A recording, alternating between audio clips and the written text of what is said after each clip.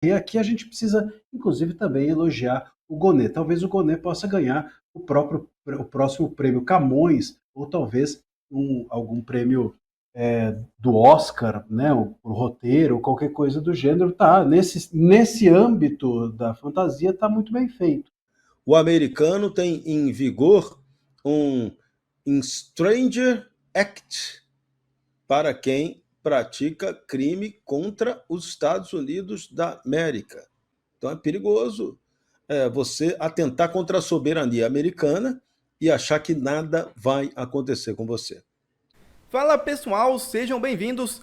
Começando mais um vídeo recheado de informações importantíssimas. Mas antes, inscreva-se agora mesmo no canal, deixe o seu like e compartilhe esse vídeo com o máximo de pessoas. Assim você vai estar me ajudando demais. Giro na tela e notícias a seguir.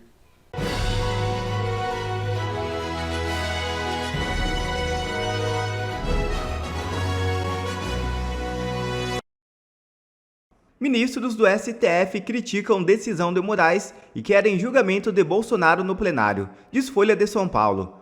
Não dá para julgar um ex-presidente desta forma, afirmou o ministro.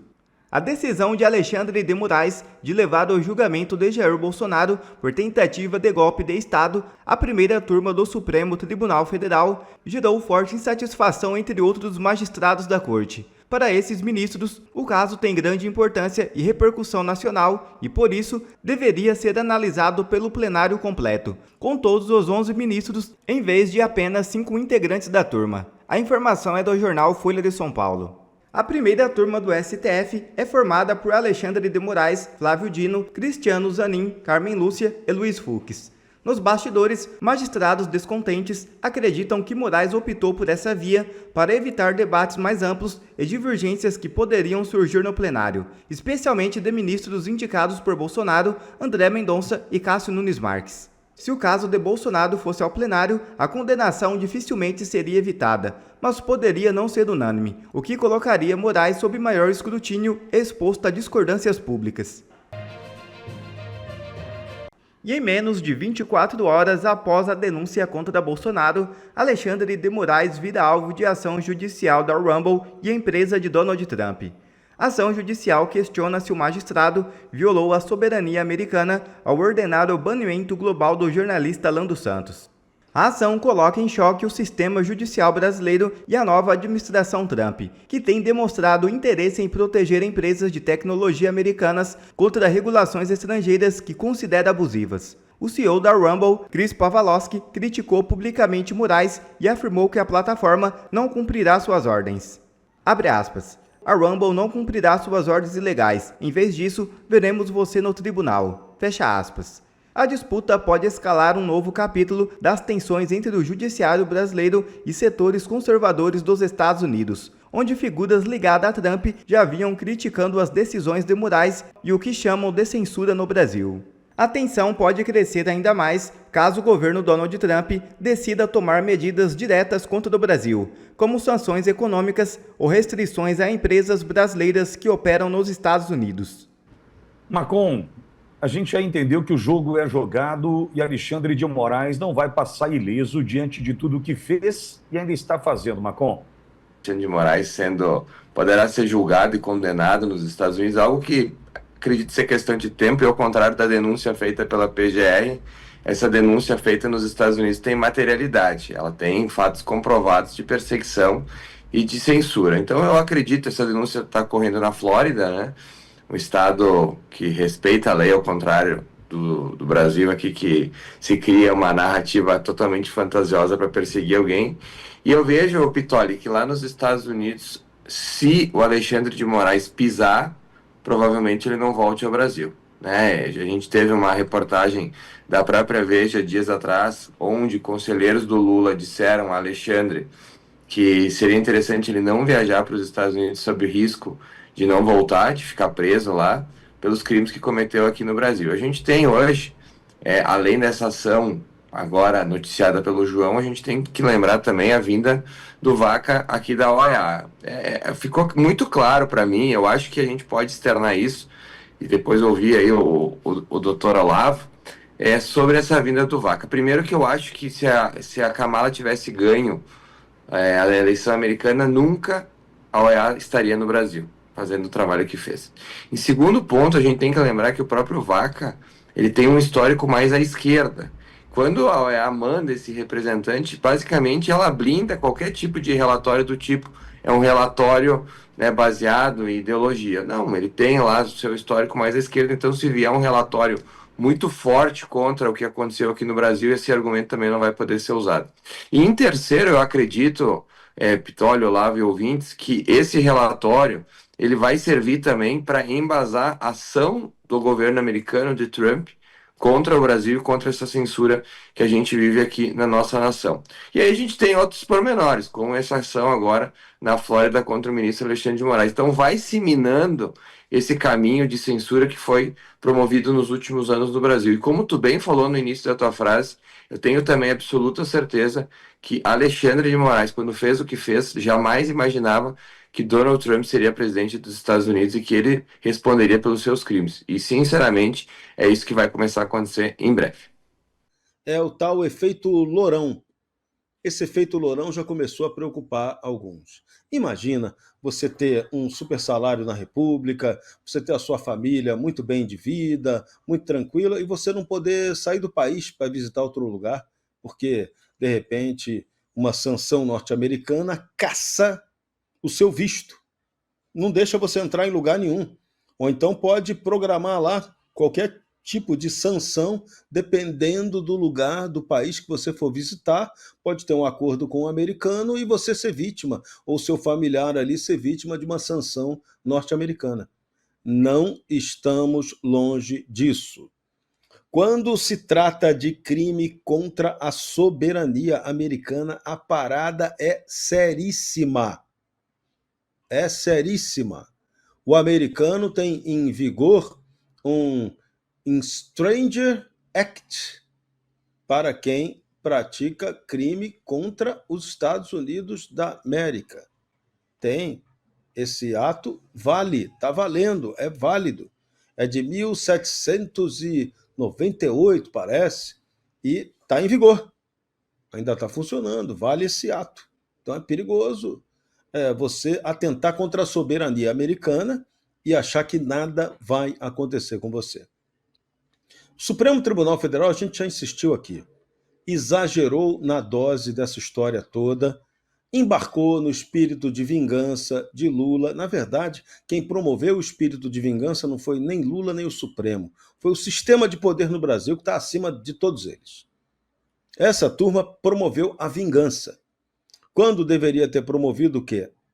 Nada. Lula tomou o poder? Sossega, deixa o Bolsonaro quieto. Não, eles foram lá, prenderam, perseguiram os bolsonaristas, tentaram prender, perseguiram o Bolsonaro, a popularidade do Bolsonaro cresceu ainda mais e agora o governo Lula se desgasta a olhos abertos. Judiciário também se desgasta perante a opinião pública. Qual é o efeito colateral disso? É uma tragédia institucional desenhada, planejada. E quando você tem aí o componente estrangeiro entrando nessa história, quando você tem Supremo Tribunal Federal, que eu repito, o ministro do Supremo brasileiro não é visto individualmente lá fora. Quem está atentando contra a soberania americana, na verdade, é o Estado brasileiro, do qual faz parte o Supremo Tribunal Federal. Se vier retaliação, ela não vem só contra um integrante do Supremo, ela vem contra o Estado brasileiro como um todo. A parada é séria, a parada é grave. Quando você atenta contra a soberania americana, você fica passível de receber condição de gente que está promovendo guerra contra os Estados Unidos.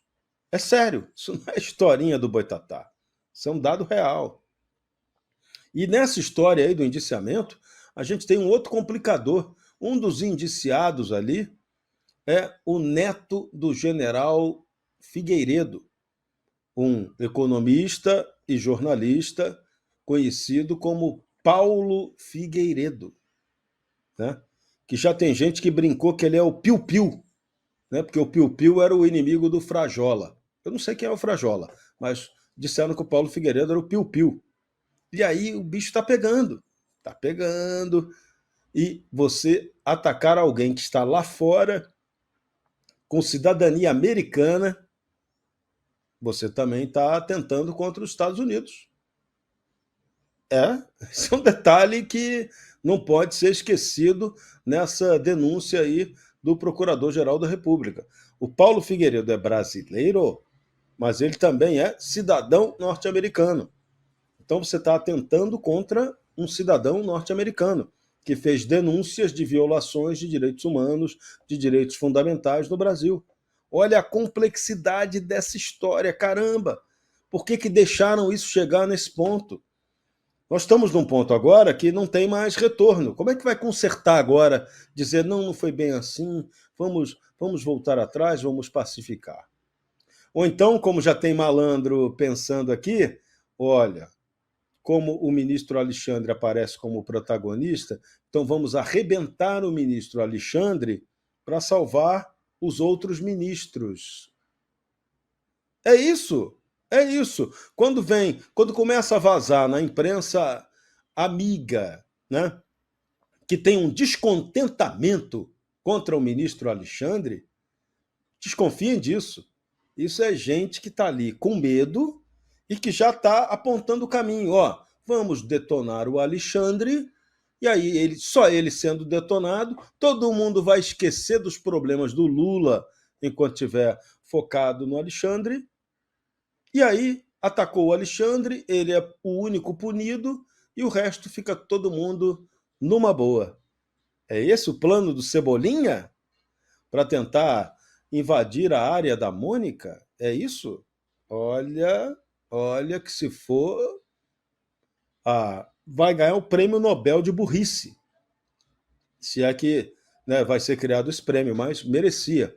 Porque os brasileiros aqui perderam completamente a noção do que tem que ser feito. Então hoje estamos vivendo aí um estágio em que o Brasil está matando de inveja a um alemão que deve estar lá rolando no inferno, tal de Roland Frazier, que era o juiz de Adolf Hitler, o cara que tomava decisões de perversão completa do direito. No Tribunal Popular lá do Freisler, condenava quem ele queria.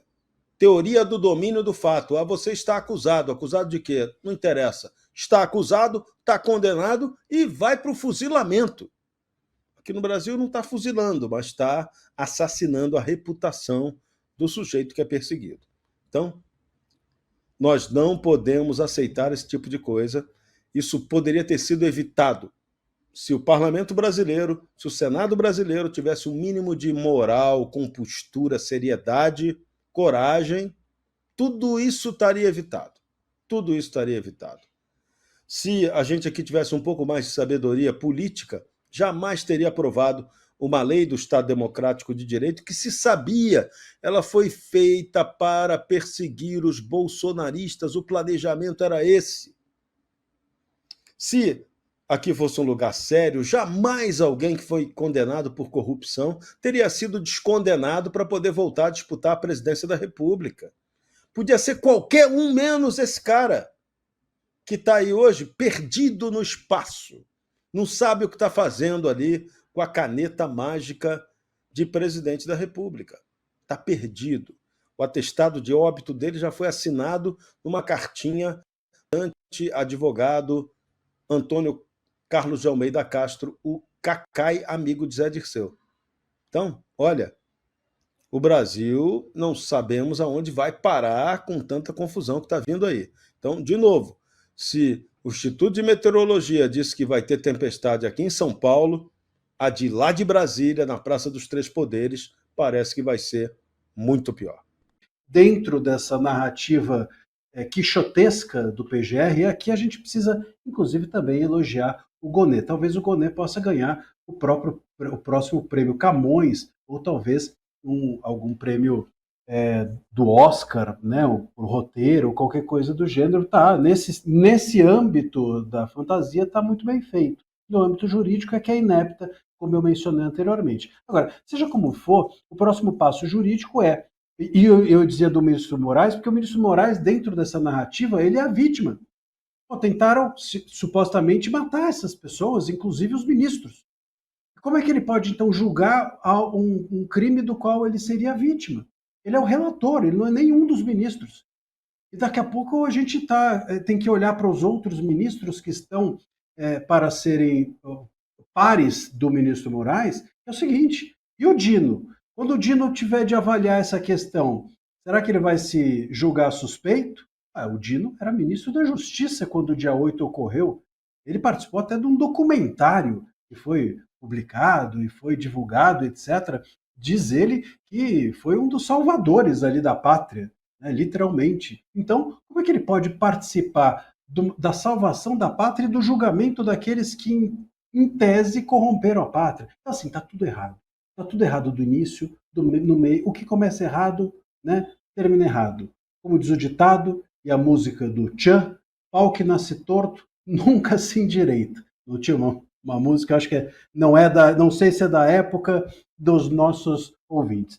Mas, enfim, o fato é o seguinte, a gente tem algo que não tem como ser consertado do ponto de vista jurídico mais. Ele começou político, ele vai terminar político, porque foi mal feito todo o trâmite, todos os troncos e galhos dessa árvore estão envenenados, viciados, e, portanto, não tem como isso acabar bem, não tem como isso acabar em justiça, acabar em algo jurídico. Então, do ponto de vista jurídico, agora o Moraes vai avaliar, as defesas vão apresentar as suas razões, etc., e a denúncia seria ou não recebida pela primeira turma, o que eu já acho que está errado. Isso deve ser recebido pelo pleno, mas tudo bem, vai ser recebido pela primeira turma, e aí começam os trâmites para o recebimento dessa denúncia se transformar em uma ação judicial criminal, e aí essa ação judicial criminal torna esses 33 ou 34 pessoas, 33 mais o Bolsonaro,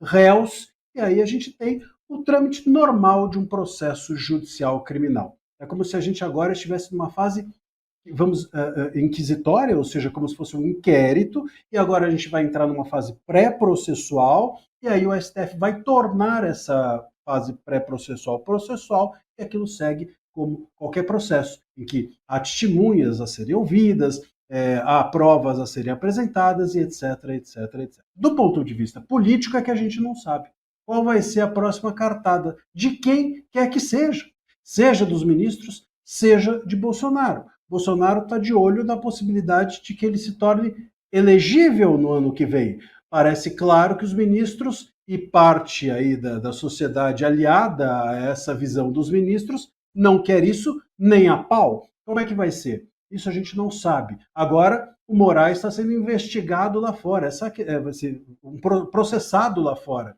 Isso é importante, porque o Moraes está sendo acusado de violar a soberania norte-americana. Se isso acontecer, ele pode não poder mais entrar no país. Pode acontecer dele ter seu visto cancelado e até suas movimentações, em tese financeiras, bloqueadas ou suspensas lá fora. É algo grave. Isso vai ser utilizado, é um jogo, a gente vai ter algum tipo de negociação no meio dessa história, no curso de tudo isso. Vão prender ou não vão prender o Bolsonaro? Tudo isso me parece bastante ainda precipitado do ponto de vista político. Do ponto de vista jurídico, são esses os trâmites e não há nenhuma razão, inclusive, isso é bom que se diga, nenhuma razão jurídica, nenhuma, para qualquer tipo de prisão de qualquer um dessas 34 pessoas. Eu creio que em algum momento, me parece, aqui eu estou intuindo, a minha intuição me leva a crer que em algum momento tudo isso vai virar uma espécie de negociação. Porque eu creio que o STF hoje esteja agindo, Rossana, Serrão e os nossos ouvintes, muito mais na defensiva do que no ataque. Às vezes, o cachorro morde porque ele está com medo. Eu acho que o STF entrou num lugar que é mais ou menos por aí. Eles vêm mordendo ultimamente muito mais por receio do que por coragem, porque o STF chegou num tal ponto que, se ele recuar, ele expõe tudo o que eles vêm fazendo nesses últimos 6 anos. E tudo o que eles fizeram nesses últimos 6 anos, do ponto de vista jurídico, é muito, mas muito passível de questionamento, só para ser aqui brando e talvez não correr o risco de entrar também eu nesses inquéritos. Quer ver mais conteúdos como esse? Então inscreva-se agora mesmo no canal e ative o sininho das notificações. Assim você não perde mais nenhum conteúdo que é postado aqui no canal. E também já deixe o seu like para o YouTube ajudar a divulgar o nosso trabalho. Fico por aqui e que Deus abençoe a todos. Brasil acima de tudo e Deus acima de todos.